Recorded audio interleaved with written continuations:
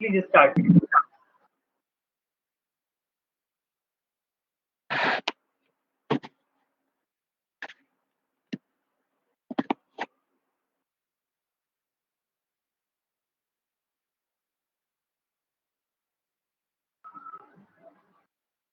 You are live now. Please start.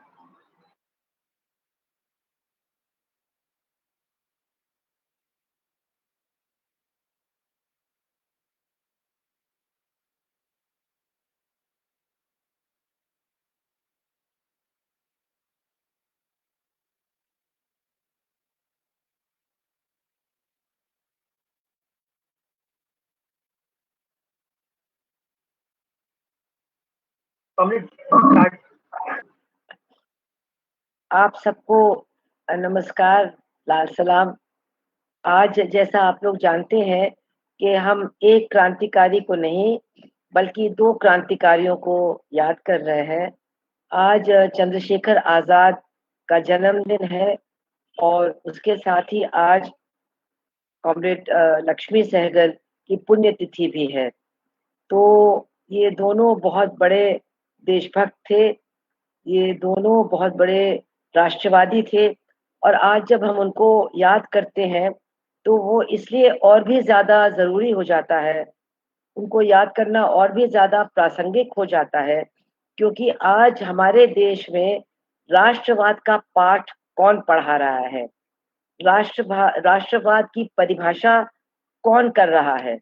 वो लोग कर रहे हैं, वो लोग पाठ पढ़ा रहे हैं जिनका राष्ट्रवाद से और राष्ट्रीय आंदोलन से कभी कोई सरोकार ही नहीं था।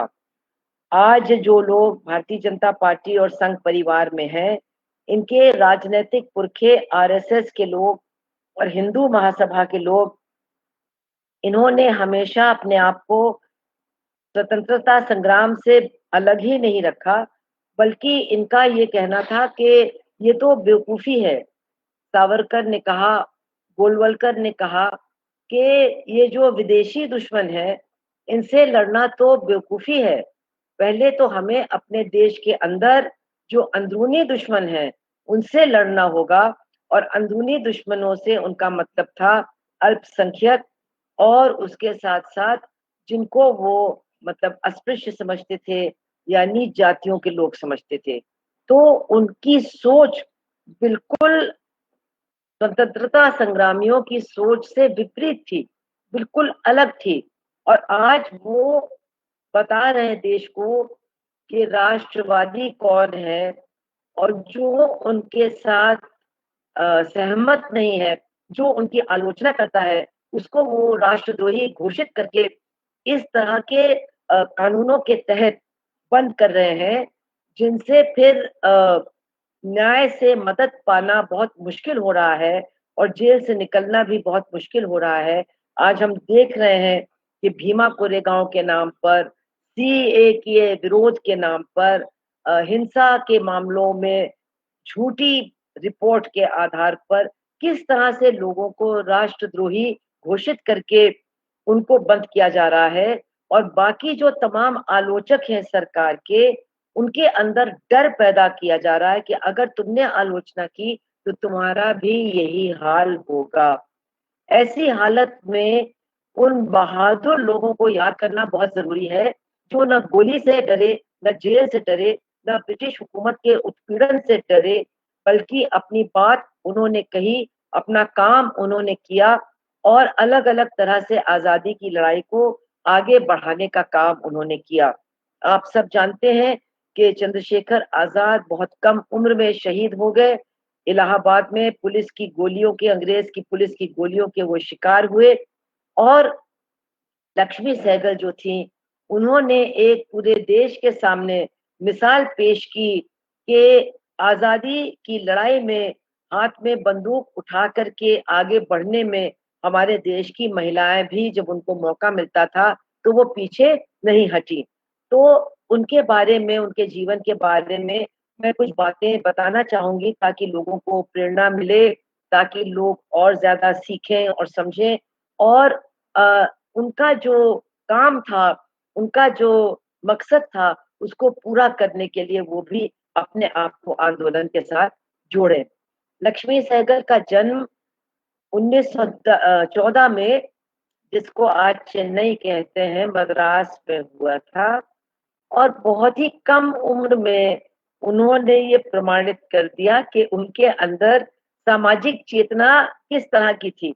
वो उनकी ननिहाल केरला में थी, मेरी नानी केरला की थी, और गर्मियों की छुट्टियों में वो केरला जाती थी अपनी नानी के पास। एक बार जब वो 4-5 साल की थी तो वो वहां गई, और वहां घर पर एक बहुत गरीब दलित महिला आई एक बच्ची के साथ, उसको मदद चाहिए थी, और लक्ष्मी ने उस बच्ची को उठा लिया और उसके साथ मतलब नाचने लगी। तो उसकी नानी ने डांट के कहा, उसको मत छुओ, अगर तुम उसको छुओगे तो तुम अंधी हो जाओगी। तो लक्ष्मी ने उसको और कस के चिपटाया और पूरे घर में दौड़ दौड़ करके कहती गई कि आप झूठ बोल रही हैं, आप झूठ बोल रही हैं, देखिए मैंने इसको छुआ, मैंने इसको पकड़ा और मैं अंधी नहीं हुई।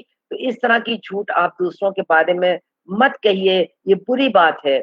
और आप समझिए कि वो तो एक परंपरागत तरह का बड़ा घर था, बड़ा परिवार था, संयुक्त परिवार था, लेकिन उसके बाद छुआछूत की परंपरा उस घर से बिल्कुल मिट गई, बिल्कुल खत्म हो गई उस छोटी बच्ची लक्ष्मी के कहने पर। और इस तरह से जैसे-जैसे वो बड़ी हुई, उनकी सामाजिक चेतना बढ़ती गई। लेकिन हमको हमेशा याद करना चाहिए कि जो लोग प्रतिभाशाली होते हैं, जो लोग बड़ा काम करते हैं, ऐसा नहीं है कि सारी खूबियाँ उन्हीं के अंदर एकदम से पैदा हो जाती हैं। उन खूबियों को पैदा करने में और विकसित करने में माहौल का भी माहौल की बहुत बड़ी भूमिका होती है। रहन-सहन, परवरिश, पढ़ाई-लिखाई, इन सारी चीज़ों की बहुत बड़ी भूमिका होती है। और इस मामले में लक्ष्मी बहुत भाग्यवान थी कि उसके माता-पिता दोनों ही बहुत प्रगतिशील विचारों के थे, बहुत ही खुले दिमाग के थे। और मेरे जो नाना थे, उनके पिताजी, उन्होंने तो मतलब सोच समझ कर के अंतरजातीय विवाह किया था। वो खुद ब्राह्मण थे थी, और उस ज़माने में ब्राह्मण पुरुष और नायर महिलाओं के बीच बहुत ही मतलब दकियानूसी किस्म का रिश्ता होता था, जिसको संबंध हम कहते थे, जो शादी नहीं होती थी। और वो बच्चे माँ के ही होते थे, बाप उन बच्चों को स्वीकार नहीं करता था। लेकिन मेरे नाना ने इस परंपरा को तोड़ते हुए मेरी नानी के साथ मतलब विवाह किया, और फिर रजिस्ट्रेशन मतलब पंजीकृत विवाह भी किया। और इसका नतीजा ये हुआ कि दक्षिण भारत के तमाम ब्राह्मणों ने उनसे कहा कि प्रायश्चित करना पड़ेगा, नहीं तो तुम्हारा सामाजिक बहिष्कार होगा। तो मेरे नाना ने जवाब दिया कि मैं तो चाहता हूँ कि तुम जैसे लोग मेरा बहिष्कार करो, क्योंकि मैं तुमसे बहिष्कार करना चाहता हूँ, मैं प्रायश्चित नहीं करूँगा। तो इस तरह का दिमाग उनका था, आप समझ लीजिए 1910 में। और उनके चारों बच्चों ने अंतरजातीय विवाह किया आगे आने वाले दोनों में। तो मेरे वो जो नाना थे, वो पूरी तरह से पुरुष और महिला के 2 बेटियाँ थी। उन्होंने सबसे कहा जितना पढ़ना चाहो, जहाँ पढ़ना चाहो, जो करना चाहो, बिल्कुल तुमको आज़ादी है वो करने की, और मैं तुम्हारे पीछे खड़ा हूँ हमेशा। और उनको कभी भी इस बात की, मेरी मतलब माँ और मौसी को कभी भी इस बात की कोई मतलब चिंता नहीं हुई कि हम लड़कियां हैं और हमारे साथ हमारी जिंदगी के बारे में दूसरे लोग फैसला करेंगे। और इसी तरह से मेरी जो नानी थी, वो एक स्वतंत्रता सेनानी बनी, कांग्रेस पार्टी के साथ जुड़ी थी, बहुत जेल भी गईं। और उनके घर में तमाम जो बड़े नेता थे और जो तमाम कांग्रेस पार्टी से जुड़ी हुई महिलाएं थी, वो आती-जाती थी, वो लोग सब रहते थे। घर में चर्चा का माहौल बना हुआ था, और हर तरह की चर्चा उस घर में होती थी। बड़े-बड़े जो गायक थे, बड़े कलाकार भी उस घर में आते थे। और मैं आपको बता दूँ कि ये एक अनोखी बात क्यों थी, उस ज़माने में जो बड़े कलाकार थे, बड़े गायक थे, वो मतलब जो देवदासी परंपरा है, उससे जुड़े हुए लोग थे। मतलब उनको समझा जाता था कि ये मतलब क्या कहना चाहिए, इनको बराबर से नहीं बैठाना चाहिए। उनका गाना सुना जा सकता है, लेकिन घरों में लाना ठीक नहीं है, क्योंकि उनका चरित्र सही नहीं है। मतलब इन औरतों के बारे में कहा जाता था कि इनको तो पता ही नहीं है कि इनका पति कौन है, इनका पिता कौन है। इस तरह के माहौल में मेरी नानी के घर में ये जो बड़ी-बड़ी गायिकाएँ थीं, जो आपने नाम सुना होगा एमएस सुब्बलक्ष्मी, उनकी माँ, उनके परिवार के लोग, जो एक और भी तमाम लोग थे, उनका आना-जाना था और किसी तरह का भेदभाव, किसी तरह की मतलब जात-पात की बात उस घर में थी ही नहीं, जो कि उस ज़माने में एक बहुत ही निराली बात थी। तो ऐसे माहौल में उनका लक्ष्मी का पालन-पोषण हुआ और वो 10-11 साल की रही होगी जब स्वदेशी आंदोलन चला और लक्ष्मी ने भी तय किया कि मैं भी स्वदेशी आंदोलन का हिस्सा हूँ। सबसे पहले तो उसने अपने मतलब जो विदेशी कपड़े थे, विदेशी खिलौने थे, उनको आग के हवाले किया और फिर सारे मोहल्ले के बच्चों का जुलूस बना करके वो निकलती थी रोज़ और सब घरों में जाकर के कहती थी, अपने सारे विदेशी सामान को बाहर निकालो और उसको जलाया जाता था और ये लोग मतलब वंदे मातरम और आज़ादी के नारे और ये सब लगाते थे। तो मतलब मैंने जैसे कि कहा कि बचपन से ही उ उसके अंदर देश के प्रति, समाज के जो पीड़ित वर्ग हैं, उनके प्रति बड़ी संवेदना थी और इसी के चलते उसने बहुत जल्दी फैसला किया कि वो डॉक्टर बनेगी।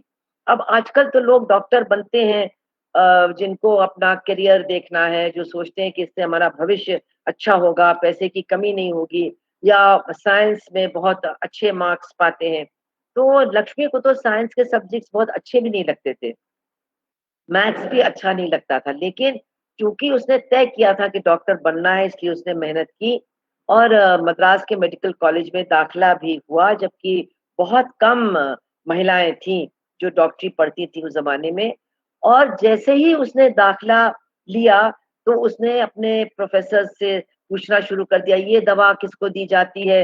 इस बीमारी का क्या इलाज होता है? क्योंकि रोज़ शाम को जब वो घर लौटती थी, तो वो मोहल्ले के जो गरीब परिवार के लोग थे, आस-पास के लोग थे, उनको सबको जाकर के देखती थी, आला भी लेकर के देखती थी और उस उनका इलाज उसने करना शुरू कर दिया। लेकिन अपने डॉक्टरों से, अपने टीचरों से हमेशा पता लगा कर के ठीक से ही इलाज करती थी। तो ये मतलब मेडिकल कॉलेज में जाने के बाद ही उसने इस तरह से अपना काम शुरू कर दिया।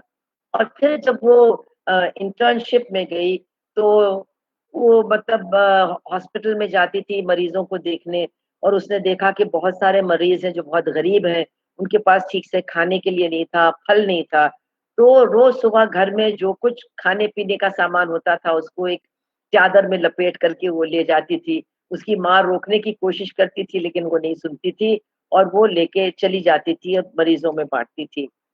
उसके बाद जब वो डॉक्टर बन गई, एमबीबीएस उसने पास कर लिया, तो गायनेकोलॉजी में उसने स्पेशलाइज़ किया और उस समय जैसा कि आपको शायद मालूम होगा, द्वितीय महायुद्ध भी शुरू हो गया और अंग्रेज़ों की ये योजना थी कि जो भी डॉक्टर बन रहे हैं, उनको अंग्रेज़ सरकार के लिए काम करना चाहिए और अंग्रेज़ की फ़ौज के जो लोग बीमार पड़ रहे हैं, जो घायल आ रहे हैं सैनिक, उनका इलाज करना चाहिए। तो लक्ष्मी तो अंग्रेज़ सरकार के लिए काम नहीं करना चाहती थी, इसलिए उसने मौका पाके सिंगापुर जाने का इरादा किया।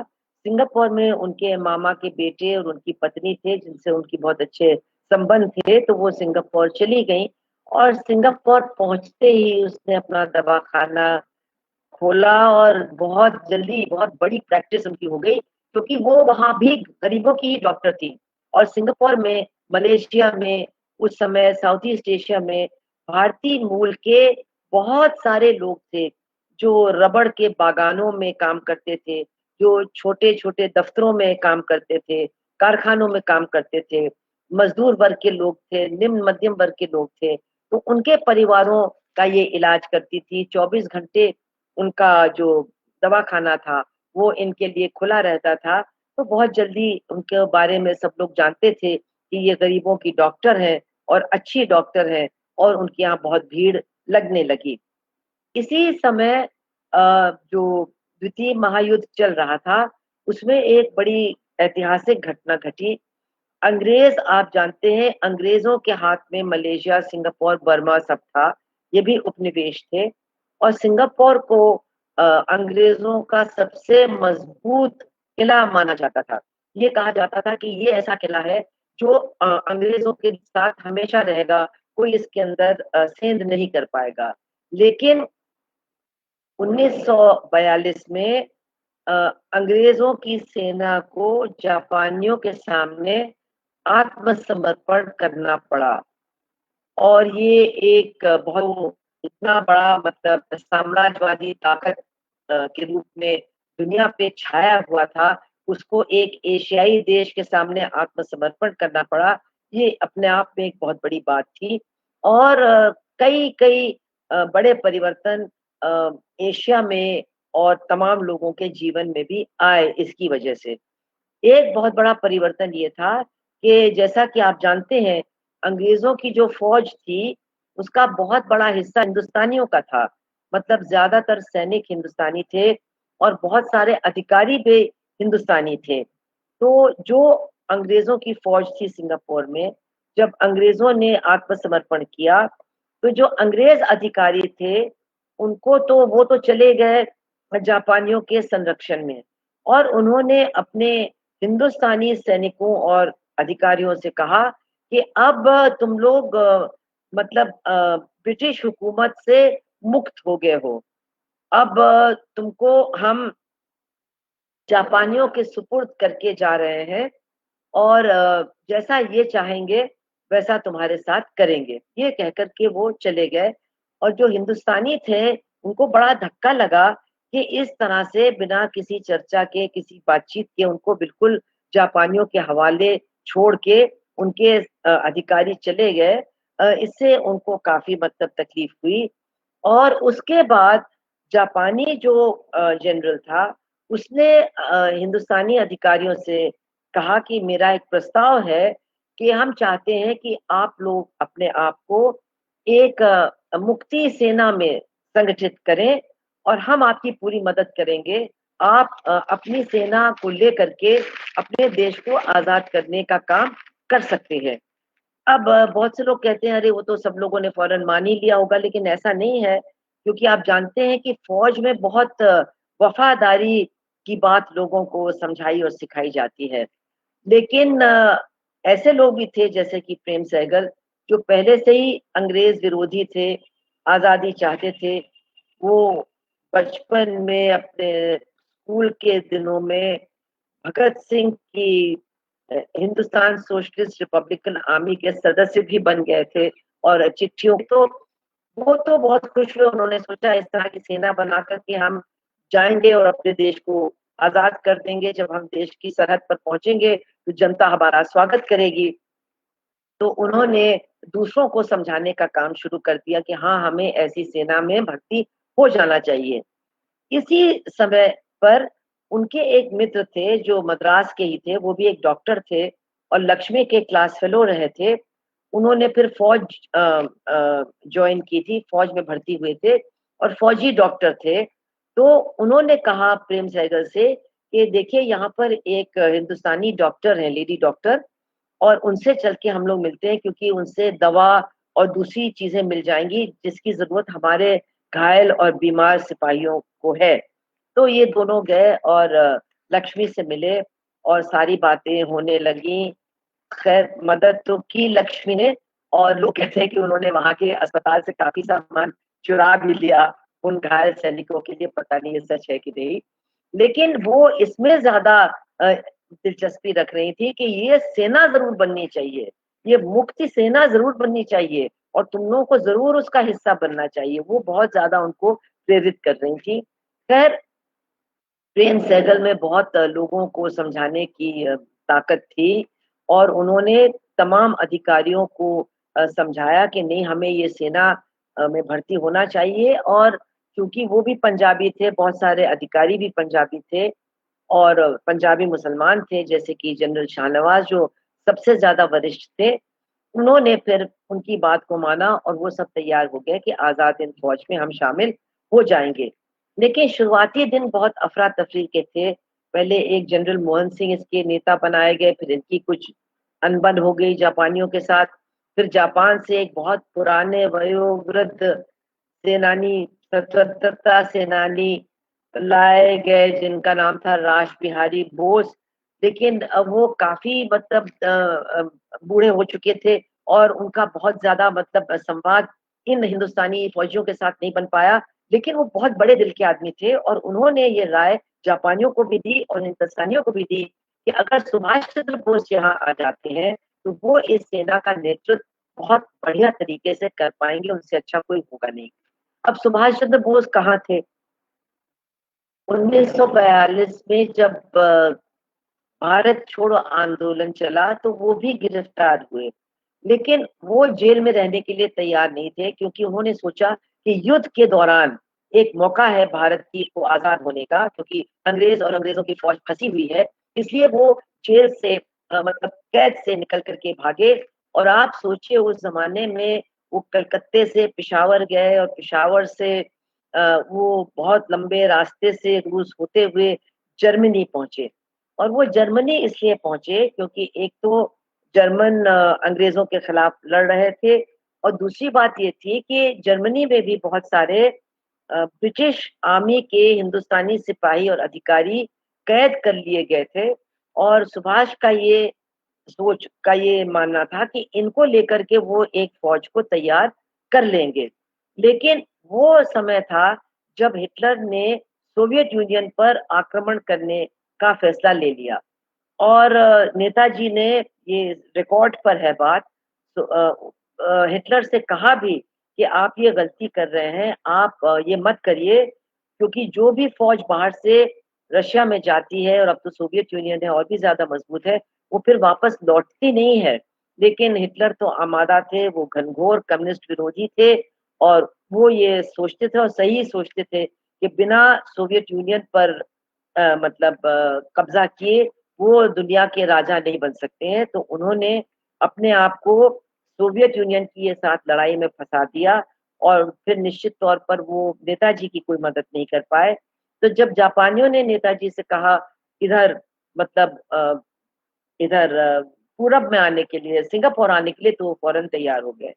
तो उस जमाने में जो युद्ध था यूरोप में, वो बहुत अपनी चरम पर था। और युद्ध का बहुत बड़ा मैदान मतलब समंदर था, नेवल युद्ध चल रहा था। समुद्री जहाजों के बीच में युद्ध चल रहा था, जिसमें पनडुब्बियों का भी बहुत बड़ा मतलब योगदान था।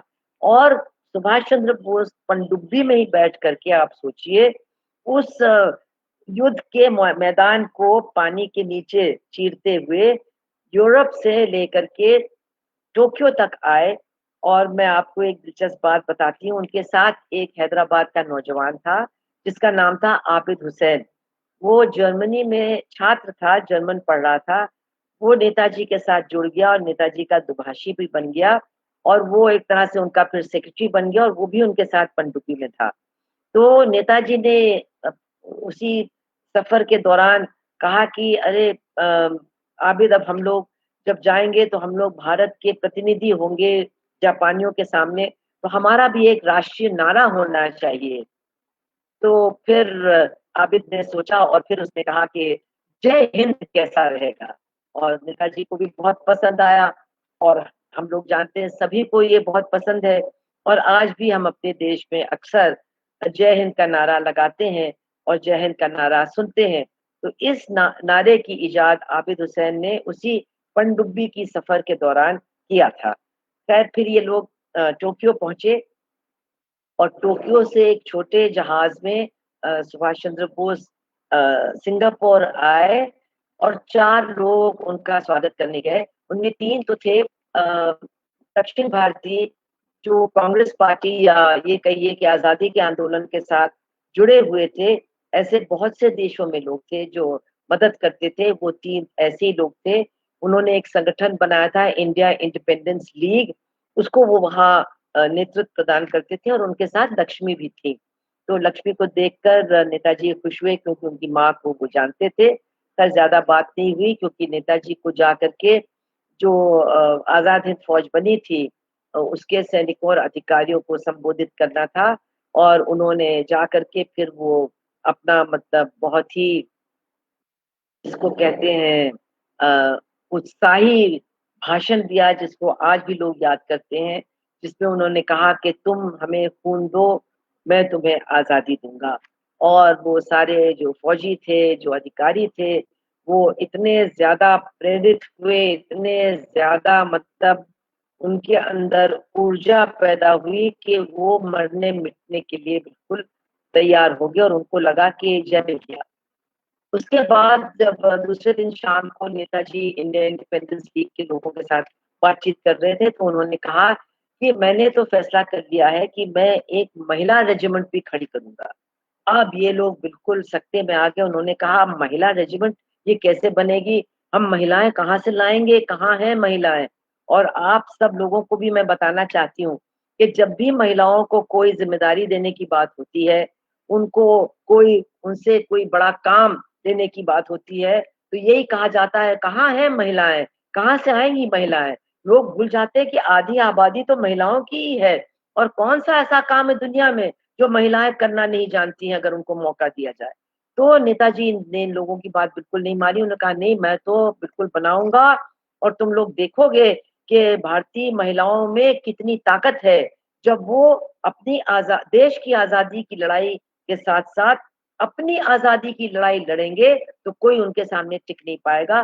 तुम लोग बस एक महिला मेरे सामने लाओ और देखो फिर हम लोग कैसे काम करती हैं। तो फिर उन्होंने खुद ही सुझाया कि वो जो लेडी डॉक्टर मिली थी, उनको बुलाओ।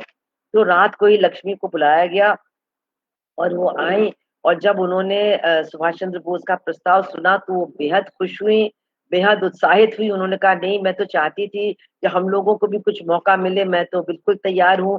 तो नेताजी ने पूछा कि कब काम शुरू करेंगी आप? उन्होंने कहा मैं तो कल ही अपने दवाखाने में ताला लगा कर के झांसी की रानी रेजिमेंट को तैयार करने में बिल्कुल जुट जाऊँगी और जैसा आप कहेंगे वैसा ही होगा। और बहुत ही जल्द मतलब हज़ारों महिलाओं की तरफ से या उनके परिवारों की तरफ से ये बात आने लगी कि हम शामिल होना चाहते हैं, हम शामिल होना चाहते हैं।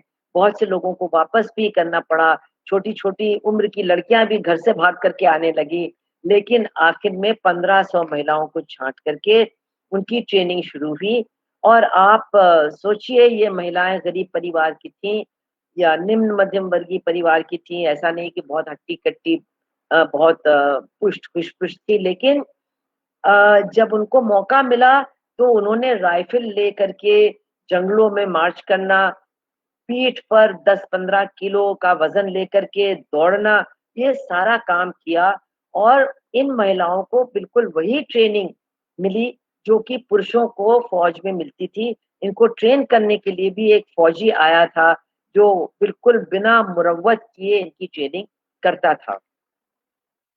लड़ने के साथ-साथ इनको नर्सिंग की भी ट्रेनिंग दी गई क्योंकि वो भी बहुत ज़रूरी होती है और ऐसा मत सोचिए सिर्फ महिलाओं का काम है क्योंकि हर फ़ौज में पुरुष नर्स भी बड़ी संख्या में होते हैं, ये एक ज़रूरी काम है।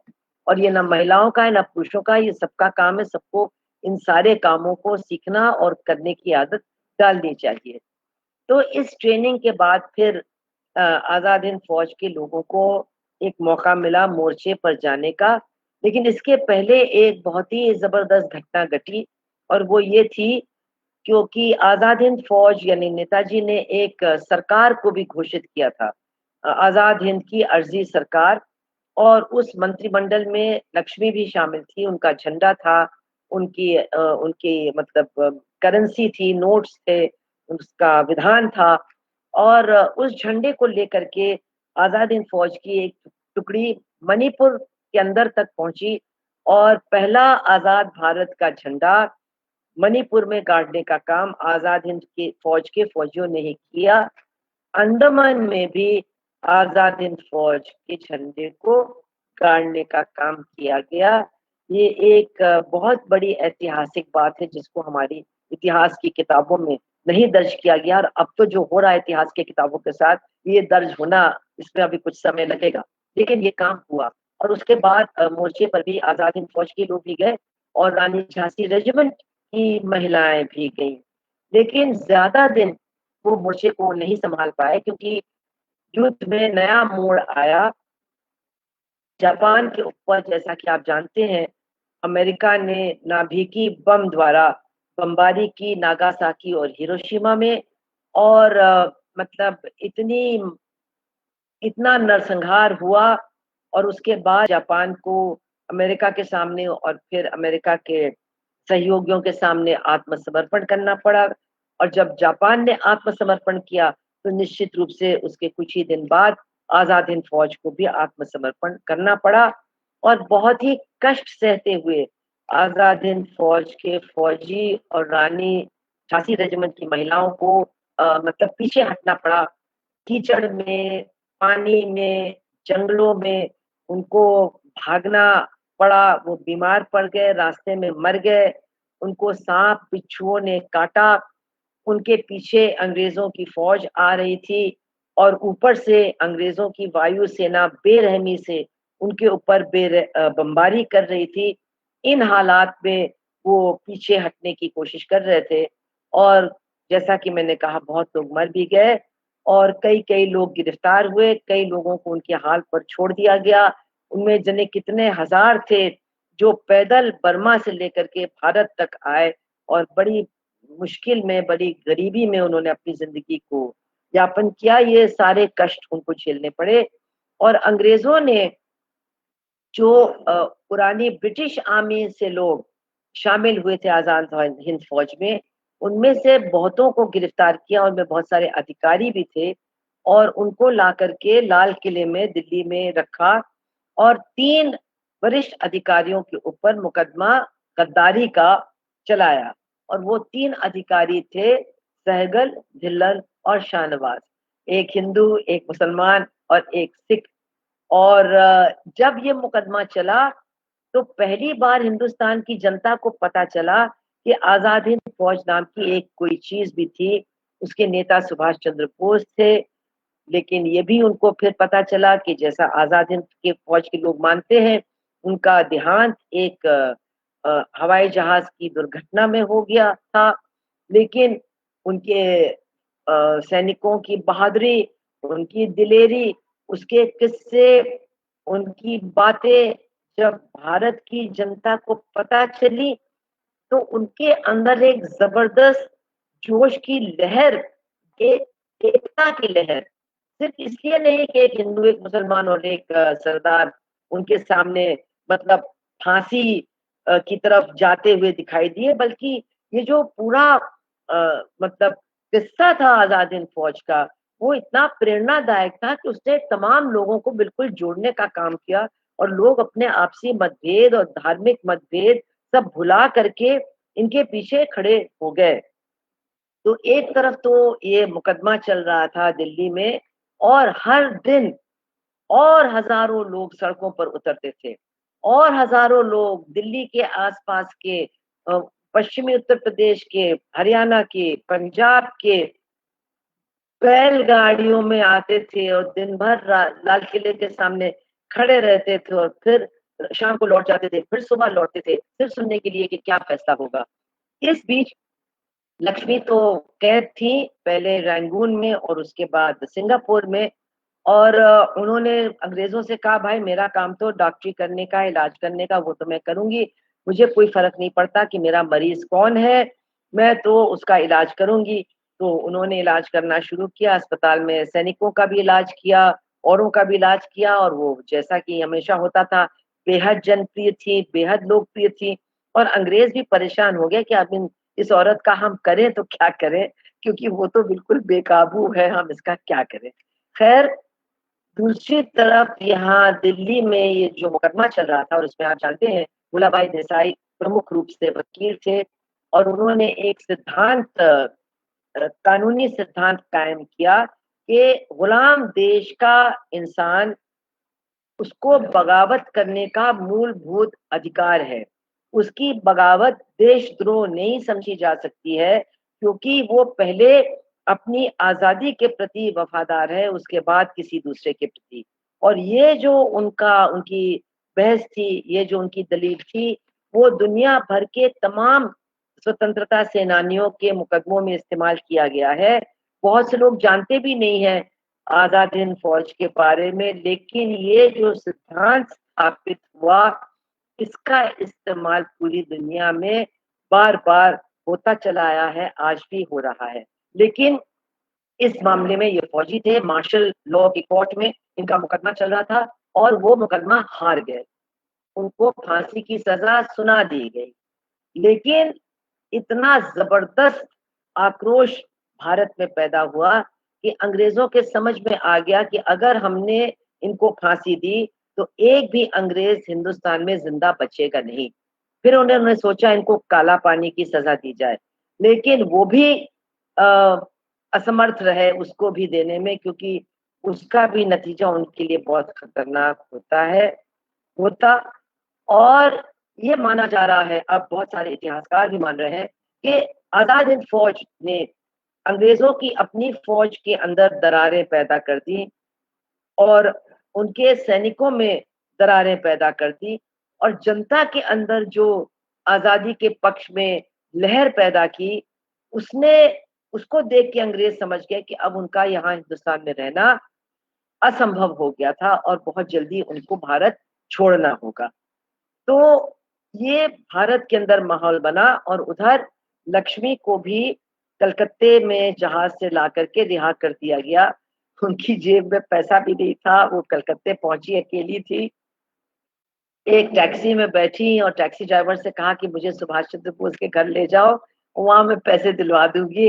लेकिन टैक्सी ड्राइवर ने कहा मैं आपको पहचानता हूँ, मैं आपसे पैसे नहीं लूंगा, आप मुझसे कुछ पैसे ले लीजिए अगर आपको जरूरत हो। खैर उनको तो उन्होंने नहीं लिए और टैक्सी ड्राइवर ने उनको वहां छोड़ दिया। और जब वो वहां पहुंची तो पता चला कि दरवाजा बंद है, क्योंकि परिवार के लोग कहीं चले गए थे। वो इतनी थकी थी कि सीढ़ियों के ऊपर ही सो गई।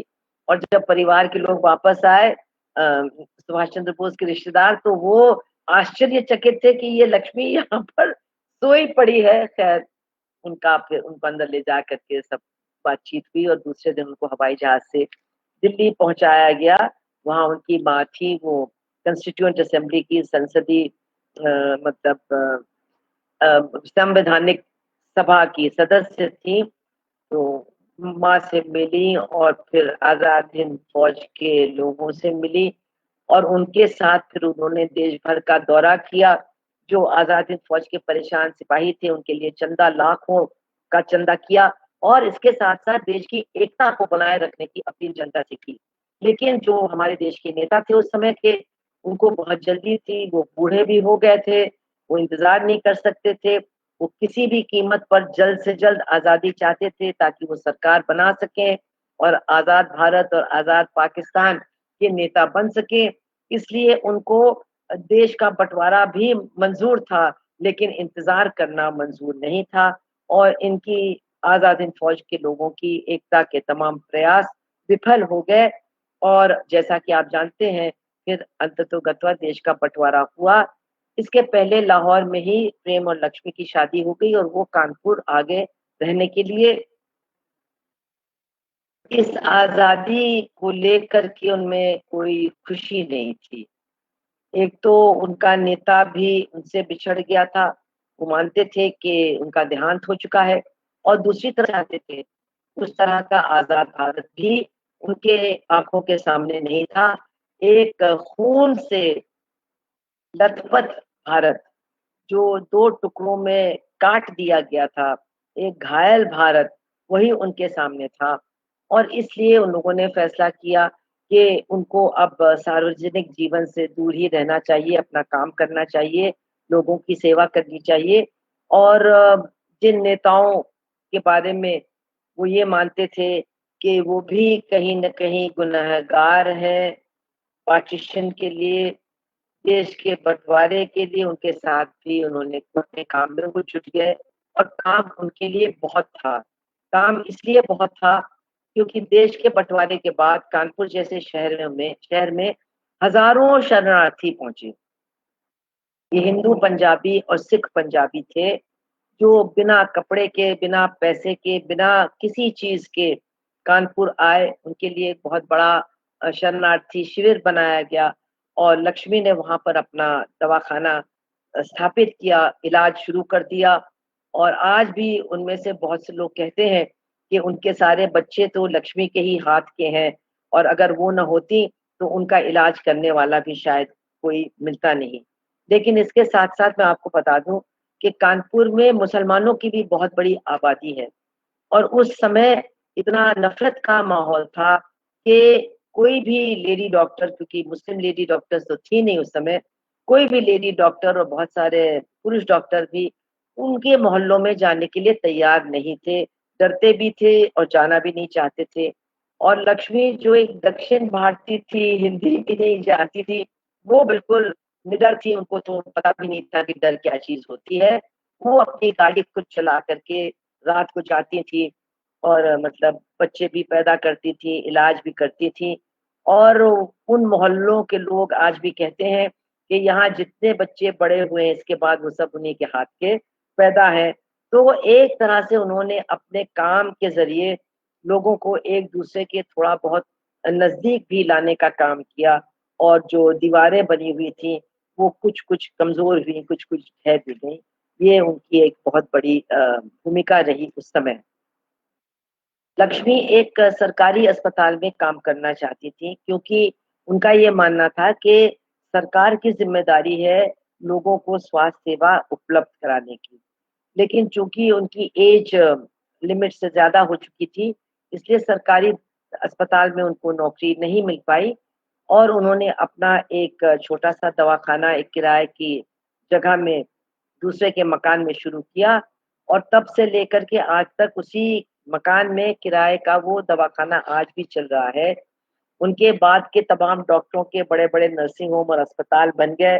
सब जानते हैं कि जितने मरीज लक्ष्मी के पास आते थे, मतलब सारे डॉक्टरों को अगर मिलाकर देखें तो सब मिलाकर के इतने मजीद मरीज उनके पास नहीं आते थे। लेकिन इसके बावजूद चूंकि वो गरीबों की डॉक्टर थी, वो अपने पेशे को सेवा के रूप में देखती थी, मुनाफा कमाने के रूप में नहीं। तो उन्होंने कभी न अपना हॉस्पिटल बनाया, न अपना प्राइवेट नर्सिंग होम बनाया, न करोड़ों रुपए की जायदाद इकट्ठा की, लेकिन करोड़ों लोगों के दिलों में उनका घर बन गया है जो आज तक मौजूद है। और ये काम वो करती रही। जैसा कि मैंने कहा उनका कोई राजनीति से कोई ज्यादा कोई मतलब नहीं था। लेकिन 1969 में मैंने कानपुर लौटने के बाद सीपीआईएम के साथ काम करना शुरू किया, फिर बाद में सदस्यता भी ली।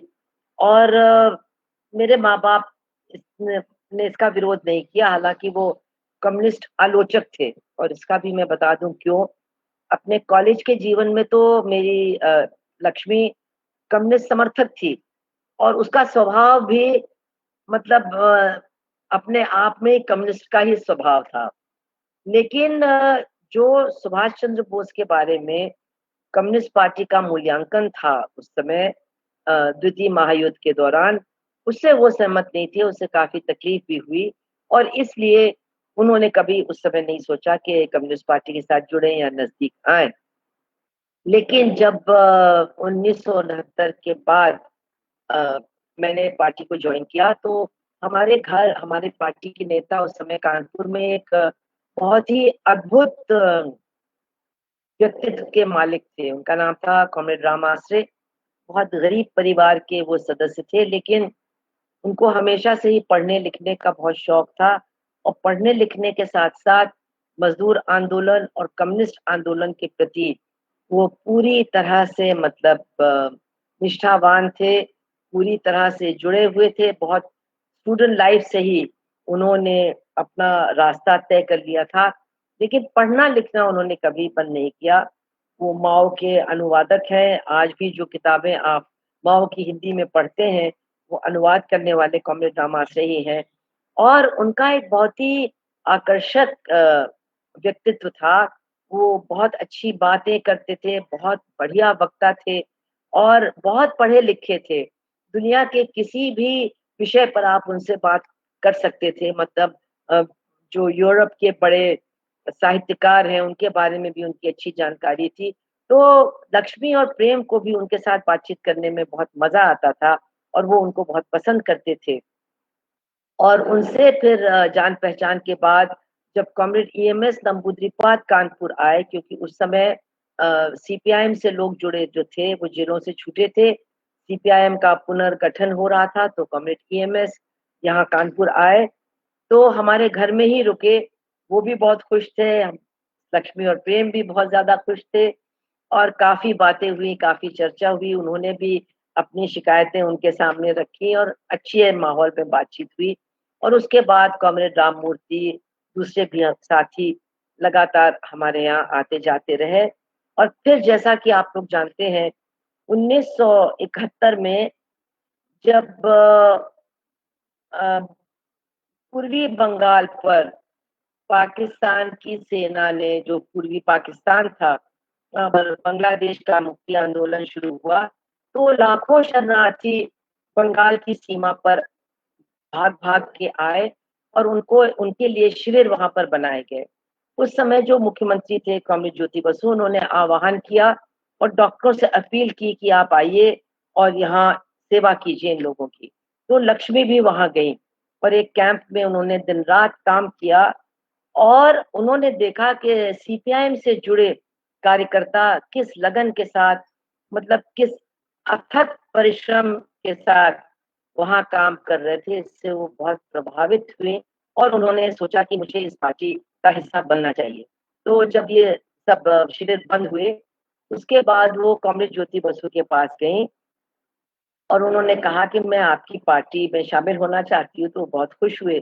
तो उन्होंने कहा लेकिन मेरी एक शर्त है, आपको सुभाष चंद्र बोस के बारे में अपनी कुछ राय बदलनी पड़ेगी, क्योंकि ये हो सकता है कि जापानियों का साथ लेना वो ठीक नहीं था। अगर फासिस्ट जीत जाते तो कैसी दुनिया होती, हम लोग भी समझते हैं। लेकिन उनके देश प्रेम और उनके राष्ट्र प्रेम के बारे में कोई सवाल नहीं उठना चाहिए। वो, उनका मतलब रग रग देश प्रेम से भरा था और उनको देशद्रोही कहना एक बहुत अनुचित बात है। तो कॉमरेड ज्योति बासु ने थोड़ी देर सोचा और उसके बाद उन्होंने कहा, वो बहुत बड़े आदमी थे, उन्होंने कहा "हाँ, ये बात तो सही है"। और उन्होंने सार्वजनिक रूप से, मतलब प्रेस को बुला करके कहा कि सुभाष चंद्र बोस के बारे में हम लोग ये जो कहते थे कि वो राष्ट्रद्रोही है, राष्ट्र प्रेमी नहीं है, ये गलत था। उनके राष्ट्र प्रेम पर सवाल नहीं उठाया जा सकता है। उनको कटघरे में खड़ा करके उनसे, मतलब उनके ऊपर ये आरोप लगाना बहुत ही अनुचित है। और उसके बाद फिर मेरी माँ लक्ष्मी जी सीपीआईएम की सदस्य बनी 54 साल की उम्र में। लोग कहते हैं कि मतलब अपनी नौजवानी में लोग कम्युनिस्ट बनते हैं और जब प्रौढ़ हो जाते हैं तो समझदार बन जाते हैं और कम्युनिस्ट बनना छोड़ देते हैं। लेकिन यहाँ तो पूरी दुनिया के सामने एक मिसाल कायम हुई कि एक महिला जो बहुत समझदार थी, प्रौढ़ थी, उसने सोच समझ करके, आगे पीछे देख करके 54 साल की उम्र में सीपीआईएम की सदस्यता को ग्रहण किया। ये भी एक बहुत बड़ी बात है जो हम लोगों को, लोगों के बीच में लेकर के जाना चाहिए। और उसके बाद आप जानते हैं कि किस तरह से पार्टी के कार्यक्रमों में, अभियानों में उन्होंने अपने आप को जोड़ा, लेकिन कभी भी अपने मरीजों को नहीं भूला, कभी भी अपने इलाज का जो फर्ज था उसको नहीं भूला। और जो उनकी आज़ादी के बारे में जो सोच थी, उसी के तहत वो काम करती थी कि राजनीतिक आज़ादी तो केवल एक पहलू है, दूसरा पहलू है सामाजिक आज़ादी, जिसमें मतलब जाति उत्पीड़न और लैंगिक उत्पीड़न से आज़ादी लोगों को मिलनी चाहिए। और तीसरा पहलू है आर्थिक आज़ादी। इसलिए वो मज़दूरों की लड़ाई के साथ जुड़ी रहीं और महिलाओं के अधिकारों के प्रति हमेशा बहुत ही ज़्यादा संवेदनशील रहीं। मतलब उनके अंदर गुस्सा पैदा होता था जब वो महिलाओं के उत्पीड़न के बारे में सोचती थी और कहती थी कि स्वास्थ्य का अधिकार भी महिलाओं के अधिकारों के साथ जुड़ा हुआ एक बहुत बड़ा मसला है, क्योंकि उनका जो उत्पीड़न होता है, उनके साथ जो हिंसा होती है, उनका जो कुपोषण है, वो उनके स्वास्थ्य को भी बहुत बुरी तरह से प्रभावित करता है। इसलिए सार्वजनिक स्वास्थ्य सेवाएँ अनिवार्य हैं। अगर महिलाओं के स्वास्थ्य को हमें बचाना है, अगर गरीबों के स्वास्थ्य को हमें बचाना है, तो फिर इसकी अनिवार्यता है, जिसके लिए हमको लड़ना चाहिए। और वो स्वास्थ्य के निजीकरण के बारे में हमेशा इतनी, मतलब आक्रोशित रहती थी। और ये जो डॉक्टर बहुत ज़्यादा कमाते हैं थे, वो उनके सामने जब आते थे और अपने किसी आयोजन में उनको बुलाते थे, तो वो कहती थी, "अरे तुम लोग तो गिद्ध हो, मैं कभी भी तुम्हारे आयोजन में नहीं आऊँगी क्योंकि तुम लोग गिद्ध हो।" इस तरह से बात करती थी। और यही संवेदनशीलता महिलाओं के प्रति तब मतलब बहुत कारगर साबित हुई जब 1981 में अखिल भारतीय जनवादी महिला समिति की स्थापना हुई और लक्ष्मी सहगल संस्थापकों में से एक थी। वो एडवा की राष्ट्रीय नेता के रूप में लोगों के सामने आई और उन्होंने मतलब कोई मेरे ख्याल से भारत का कोना नहीं छोड़ा, हर जगह जाती थी महिलाओं के बीच में, मीटिंगें करती थी, उनको इससे कोई फ़र्क नहीं पड़ता था कि 10 महिलाएँ हैं कि 100 हैं कि 500 हैं कि 1000 हैं, उनके बीच में रह के अपनी बात को कहना, अंधविश्वास का विरोध करना और उनको अपने अधिकारों के लिए लड़ने के लिए हिम्मत दिलाना, ये उनका काम रहा और इसीलिए हमारी जो पार्टी के लोग हैं, परिवार हैं, हमारी जो महिला समिति के परिवार हैं, वो बिल्कुल उनको अपने परिवार के सदस्य के रूप में ही प्यार करते हैं क्योंकि जहाँ भी वो जाती थीं, वो हमारे साथियों के घरों में ही ठहरती थीं और जैसा भी वहाँ इंतज़ाम होता था उसमें बहुत खुश रहती थीं, बच्चों के साथ बहुत खुश रहती थीं और वो उनको अपना परिवार मानती थीं और निश्चित रूप से वो भी उनको अपने परिवार का सदस्य मानती थीं। तो उनके अंदर ये बहुत बड़ी खूबी थी कि वो इतनी बड़ी नायिका थीं स्वतंत्रता संग्राम की कभी उन्होंने कोई पद नहीं माँगा, वो चाहती भी नहीं थी, कोई महत्वाकांक्षा उनके अंदर नहीं थी, किसी प्रकार का कोई घमंड भी उनके अंदर नहीं था। वो कभी नहीं सोचती थी मुझे ये बन जाना चाहिए या वो बन जाना चाहिए। उनके लिए तो काम करना और लोगों के अंदर चेतना पैदा करना यही सबसे बड़ा काम था हमेशा। और इसलिए जब उनको राष्ट्रपति के पद के लिए सीपीआईएम ने अपना नुमाइंदे के रूप में पेश किया और लेफ्ट पार्टीज ने सपोर्ट किया, तो उन्होंने ये नहीं सोचा कि ये कोई एक बहुत बड़ा ताज उनके सर पर रख दिया गया है। उन्होंने कहा हमको तो मालूम है कि हम हारने वाले हैं, लेकिन अगर सांप्रदायिकता के खिलाफ हम अपने प्रचार को घर-घर पहुँचा पाए, अगर राष्ट्रीय आंदोलन के सिद्धांतों और मूल्यों को हम घर-घर पहुँचा सकें, तो जीत हमारी होगी। और आप लोग याद करिए कि उन्होंने अपना अभियान कहाँ शुरू किया? उसी समय गुजरात का भीषण दंगा हो चुका था। मोदी वहाँ मुख्यमंत्री थे और दंगा पीड़ितों का बहुत बड़ा शिविर एक बहुत बड़े दरगाह में था, अहमदाबाद में और वहीं से लक्ष्मी ने अपना राष्ट्रपति पद के लिए चुनाव अभियान शुरू किया। जब ये पता चला कि वो आने वाली हैं, तो वहाँ पहली बार सरकार ने कुछ राशन पहुँचाया, पानी के मतलब वहाँ टैंकर लगाए और थोड़ी-सी देखभाल लोगों की शुरू की और जब लक्ष्मी उनके बीच में पहुँची दंगा पीड़ितों के बीच में, तो उनको विश्वास ही नहीं हो रहा था। वो तो ये सोच बैठे थे कि दुनिया हमको भूल चुकी है, किसी को हमारी परवाह नहीं है, हम मरे या जिएँ, किसी के मतलब किसी को इसकी चिंता नहीं है। तो जब उन्होंने देखा कि एक कोई नेता आई है, वो राष्ट्रपति पद के लिए उम्मीदवार है, वो हमारे बीच में आई हैं, वो हमारा हाल-चाल पूछ रही हैं, हमारे दुख-दर्द को समझ रही हैं और इतनी संवेदना व्यक्त कर रही हैं, तो उनका जो भाव था उनके चेहरों पर, उसका वर्णन करना बहुत मुश्किल है। लेकिन इसका असर ये भी हुआ कि कलाम को भी उसी शिविर में जाना पड़ा क्योंकि लक्ष्मी वहाँ गई थीं। और उसको भी उस शिविर में जा करके दंगा पीड़ितों की हालत को खुद देखना पड़ा। इसीलिए लक्ष्मी कहती थी हम जीते हैं, हम हारे नहीं हैं क्योंकि उनके जो विचार थे, उनके जो सिद्धांत थे, उन्होंने लाखों लोगों को, कलाम को भी प्रभावित करने का काम इस अभियान के दौरान किया। और मैं आपको एक बहुत मज़ेदार बात बताऊँ कि इस अभियान के दौरान हम लोग हैदराबाद में थे और एक कमरे में हम लोग दोनों सोए हुए थे और सुबह जब मैं उनको जगाने गई तो मैंने देखा कि वो अपने नींद में ही मुस्कुरा रहे हैं। तो मैंने उनको उठाया और कहा कि भाई कौन-सा सपना देख रही हैं आप? क्या सपना देख रही हैं? अरे कहने लगी मैं बहुत अच्छा सपना देख रही थी। मैं सपना देख रही थी कि मैं राष्ट्रपति बन गई।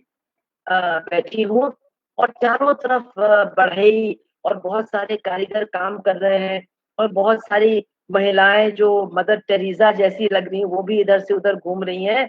और तब मेरी समझ में आया कि मैं राष्ट्रपति बन गई हूँ और मैंने फैसला कर दिया कि राष्ट्रपति भवन को एक अस्पताल बनाया जाएगा और वही काम वहां पर चल रहा था। तो तुमने मुझे उठा दिया, वरना कम से कम सपनों में तो मैं ये एक बहुत अच्छी चीज देखती कि राष्ट्रपति भवन जैसी जगह जो इतनी बड़ी है जिसमें केवल एक आदमी या एक परिवार रहता है वो अस्पताल बन गया है। तो इस तरह की सोच उनकी सपनों में भी रहती थी। तो खैर वो चुनाव आया, वो चुनाव गया, वो कानपुर वापस आ गई, अपने काम में लग गई, महिला समिति के काम में, पार्टी के काम में, हर तरह के आंदोलनात्मक कामों में वो लगी रही। लेकिन अपनी मरीजों को कभी नहीं भुलाया। और आप लोग शायद जानते होंगे कि 8 साल पहले वो 97 साल की थी और उनका दिल का दौरा पड़ा और उसके 3 दिन के बाद वो नहीं रहीं।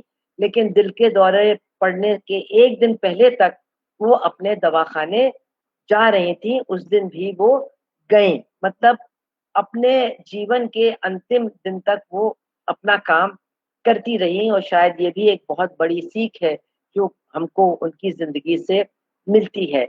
और उसके बाद से एडवा ने हमेशा हर साल उनके पुण्यतिथि को किसी न किसी रूप में मनाया है और लोगों ने भी हमारा साथ दिया है। अब की साल जो हमारी पार्टी है सीपीआईएम वो भी अ, कई-कई राज्यों में इस अ आयोजन में हमारे साथ जुटी हुई है, उनका भी आयोजन चल रहा है।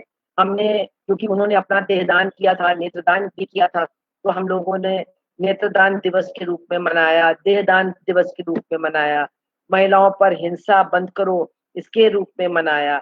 और अब की साल जब कोरोना का ये संकट देश को ग्रस्त किए हुए है, तो हमने सार्वजनिक स्वास्थ्य सेवाओं को मजबूत करो, इस मांग को लेकर के इस दिन को मनाने का काम किया है। पूरे देश में कोने-कोने में ये संदेश लोगों तक पहुँचाया जा रहा है कि ये निजी स्वास्थ्य सेवाएँ जनता को नहीं बचा सकती हैं।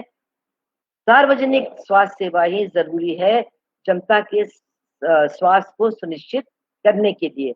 और ये जो कोरोना के ज़माने में तमाम बातें हमारे सामने आई हैं, वो इस बात को बिल्कुल प्रमाणित कर रही हैं कि ये सही माँग है, ये सही सोच है। क्योंकि अगर दुनिया में हम देखें, तो दुनिया का जो सबसे बड़ा पूँजीवादी देश है अमेरिका, जहाँ पर सार्वजनिक स्वास्थ्य सेवा है ही नहीं, गरीबों के लिए, आम लोगों के लिए इलाज की कोई संभावना ही नहीं है। वहाँ आज हम देख रहे हैं कि सबसे ज़्यादा मौतें हो रही हैं। कितने मतलब आश्चर्य की बात है कि सबसे ज़्यादा मौतें हो रही हैं और मौतों का दर घट नहीं रहा है और वहाँ पर लोगों के लिए इलाज के मतलब की संभावना नहीं है, वहाँ पर अस्पतालों में जगह नहीं है, ये हालत वहाँ अमेरिका के सामने है। और दूसरे देश जो दुनिया में हैं, जहाँ पर सार्वजनिक स्वास्थ्य सेवाएँ मौजूद हैं, जैसे कि एक छोटा-सा देश है क्यूबा, जो मतलब आर्थिक बहिष्कार को झेल रहा है सदियों दशकों से, उस क्यूबा ने कोरोना से मतलब एक तरह से निपटने का काम किया है। 81 लोग मरे, वो कहते हैं ज़्यादा मरे लेकिन अगर दुनिया के आंकड़े देखें तो कम है। और आज क्यूबा के डॉक्टर दुनिया के तमाम देशों में जाकर के दूसरे लोगों का इलाज करने में अपना योगदान दे रहे हैं। अपने देश में अगर हम देखें तो जहाँ पर स्वास्थ्य सेवाओं को निजी क्षेत्र में डाल दिया गया है, मुनाफ़ा कमाने के लिए ही डाल दिया गया है, वहाँ हम देखते हैं कि सरकारी सेवाएँ बिल्कुल चरमरा गई हैं। कुछ अस्पताल हैं बड़े शहरों में, वहाँ इतना लोड है, इतना बोझ है उनके ऊपर कि वो बिल्कुल उसको वहन नहीं कर पा रही हैं। और कस्बों में और गाँव में तो जो हालत है, यूपी में और आपके बिहार में वो तो बिल्कुल मतलब उसके बारे में सोचा ही नहीं जा सकता है। एक अस्पताल यूपी में देखा गया जहाँ सूअर है वार्ड के अंदर, एक दूसरा अस्पताल है जिसकी छत टूट गई है और बारिश का पूरा पानी अस्पताल के अंदर आ रहा है। ये सारी चीज़ें देखने को मिल रही हैं। मरीज के बगल में लाश पड़े हुए हैं, डॉक्टर मर रहे हैं, नर्सें मर रही हैं, सफाई कर्मचारियों के पास किसी तरह का क्या कोई सुरक्षा साधन है ही नहीं, उनकी भी मौतें हो रही हैं। ये पूरी तस्वीर तमाम राज्यों की, मतलब जो विकसित राज्य हैं जैसे कर्नाटका, बैंगलोर की हालत क्या है वो भी आज सामने आ रही है। और दूसरी तरफ हमारा केरला है। और मैं आपको बता दूं, आज अगर लक्ष्मी जिंदा होती तो केरला को देख के और केरला के बारे में बात करते हुए वो अपने आप को बहुत ही गौरवान्वित महसूस करती, क्योंकि उनकी भी मातृभाषा मलयालम थी, वो मूल रूप से मलयाली थी। लेकिन उनको गर्व इसलिए नहीं होता कि वो मलयाली हैं, बल्कि इसलिए गर्व होता कि केरला की सरकार कितना अच्छा काम कर रही है। वाम मोर्चे की सरकार ने किस तरह से स्वास्थ्य सेवाओं को हमेशा मजबूत करने का काम केरला में किया है। और जिस केरला में अगर हम जनसंख्या का अनुपात देखें तो सबसे ज्यादा बाहर से लोग आते हैं और आ रहे हैं, उस केरला में जहाँ केसेस भी बाहर से आ रहे हैं और फैल रहे हैं, किस तरह से स्वास्थ्य सेवाओं को मजबूत करके उन तमाम केसेस का इलाज किया जा रहा है। कोई किसी के लिए पलंग की कमी नहीं है, अस्पताल में भर्ती होने के लिए सबका सबको मौका है और उनको मतलब दिवालिया नहीं किया जा रहा है। सरकारी स्वास्थ्य सेवाएं हैं और सरकार जब जनता के लिए सब कुछ कर रही है तो जनता भी आगे आकर के सरकार के साथ जुड़ करके मतलब इस महामारी के खिलाफ लड़ने के लिए साथ दे रही है। आज आप सोचिए, केरला के डॉक्टर और नर्स कर्नाटका जा चुके हैं, महाराष्ट्र जा चुके हैं, वहां लोगों की मदद कर रहे हैं, उनको बता रहे हैं कि इस लड़ना है। तो ये केरला की जो मिसाल है, हमें लोगों को इस रूप में पेश करके दिखाना चाहिए कि ये है सरकारी स्वास्थ्य सेवाओं की ताकत, ये है सरकारी स्वास्थ्य सेवाओं की जरूरत, उनकी अनिवार्यता। इसके बिना जनता का स्वास्थ्य बच नहीं सकता है। कोरोना का संकट, उसका सामना नहीं किया जा सकता है। आज हमारे देश की जीडीपी का 1% भी स्वास्थ्य सेवाओं पर खर्च नहीं होता। कितने शर्म की बात है। कम से कम 3% होना चाहिए। और एक छोटा सा राज्य रास्ता दिखा रहा है, लोग उसकी तरफ देखना नहीं चाहते हैं। तो ऐसी हालत में इन सरकारी स्वास्थ्य सेवाओं की मजबूती की मांग को लेकर के हमें लोगों के बीच में जाना है। ये जो अंधविश्वास फैलाया जा रहा है, वैज्ञानिक सोच पर चोट की जा रही है, लोगों को बताया जा रहा है कोरोना मैया की पूजा करो, यज्ञ करो, गौमूत्र पियो, मतलब गोबर खाओ, उसमें लोटो, ठीक हो जाओगे, पूजा करो, मंदिर बनाओ, ठीक हो जाओगे, ताली बजाओ, ठीक हो जाओगे। ये सारी चीजें बेबुनियाद हैं, इनसे लोगों का इलाज होने वाला नहीं है। सरकार से जुड़े हुए लोग इनका प्रचार सिर्फ इसलिए कर रहे हैं ताकि लोग अस्पताल न मांगे, डॉक्टर न मांगे, दवा न मांगे, क्योंकि सरकार के पास अस्पताल देने के लिए नहीं है, डॉक्टर देने के लिए नहीं है, इलाज करने के लिए नहीं है। तो इन बातों को लेकर के हमें निश्चित रूप से अपना प्रचार और भी ज्यादा मजबूत करना होगा और कोरोना के साथ लड़ाई लड़ते लड़ते लोगों को समझाना होगा कि ये महामारी जो है, इसके साथ साथ हमारे देश में और भी बहुत सारी महामारियां हैं, जैसे गरीबी, जैसे छुआछूत।